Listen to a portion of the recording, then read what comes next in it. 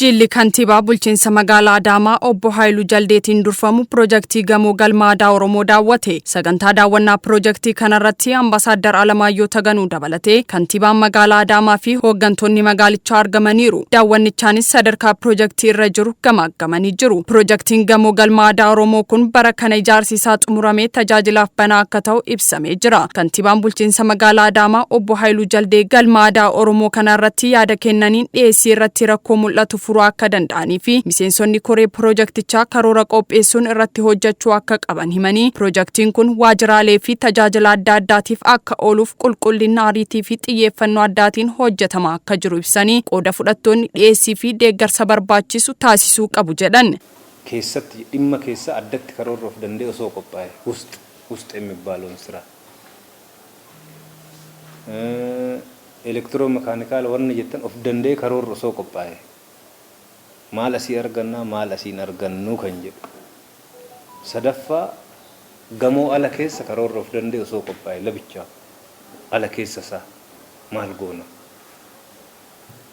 ሶስተኛው አክሽን ፕላን እንትናችን karoorri keenya mataasaa kutaa qabaachuu qaba jedhee naman ከዛ ግቢና አጥርን የተመለከተ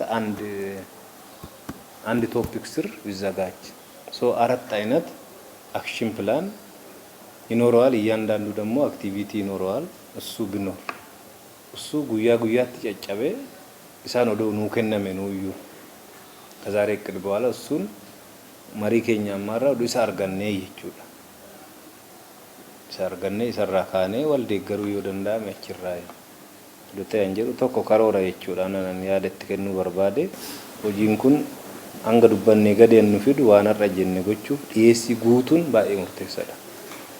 Dhiyeessii guutuuf waan dandeenyu hunda nuti agoonuu jennee mari'anneerra. Ibin rakkoo faayinaansii yoo jiraate seera hojii maatichaa bulchiinsa kontiraataa keessatti waan gochuu qabnu goonee dhiyeessiin har'a jiru boru hin jiru. Gabaa umarraa dhabuu dandeenya jechuudha. Waan guutuu qabnu guunnee dhiyeessii waliin diteeli dulaltanii jedhee yaadani. Kontiraaktarri waliigalaa MCG obbo Jaagamaa Qananii akka jedhanitti yeroo dhiyootti tajaajila akka kennuu danda'u gochuuf humna qabnu duguugnee hojjechaa jirra jedhan. Sadarkaa kanatti hojiin naadhumu jedhee dhiibbaa gochuu jechuun zamana kanatti zamana maallaqni hin jirretti waan qabu harkarraa sii kafalaa deemuun that's the best opportunity. Kanatti yoo fayyadamuu dadhabneetiin kana keessatti of jijjiiruullee yoo dadhabne rakkoodha.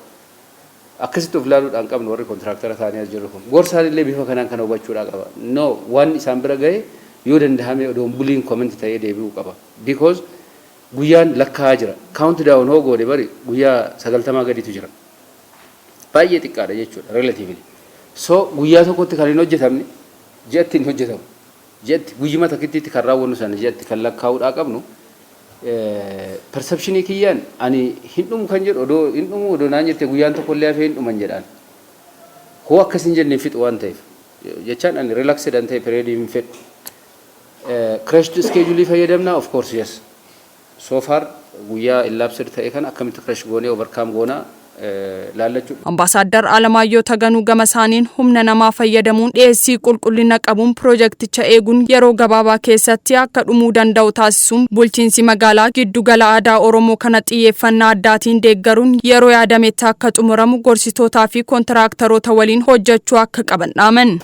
Supply rakkoo hin ta'uu kan jedhu kan akka konfirmii akkuma walii goone kana oduu supply'n akkaataa amma walii galle kanaan itti deemame projectiidhaaf gaarii ta'aa jechaadha. Elektiroomekaanikaal kan jedhame paampii, AC, baamper maal kan jedhamu kun gara lamaan odulaal. Inni tokko biyya keessa maaltu jira? Inni biyya keessa kan jiru ilaalamee konsultaantiidhaaf dhiyaate approvaalii oduu argate. Tasuma biyya keessa kan hin jirre immoo dirqama haala adda addaatiin namoota sappilaayroota ta'an wajjin dubbattanii fala yoo isin fiddan malee amma LC mataasaa chaalenjiidha waan hedduutu jira. Kana gamoo kana isin hojiirra akka oolu gochuudhaaf isin itti gaafatamummaas waan qabdanii fi importation and locally available electromechanically addaan baasatu 3C dhaan taa'atu ilaalatu kana oduu gara tokkotti.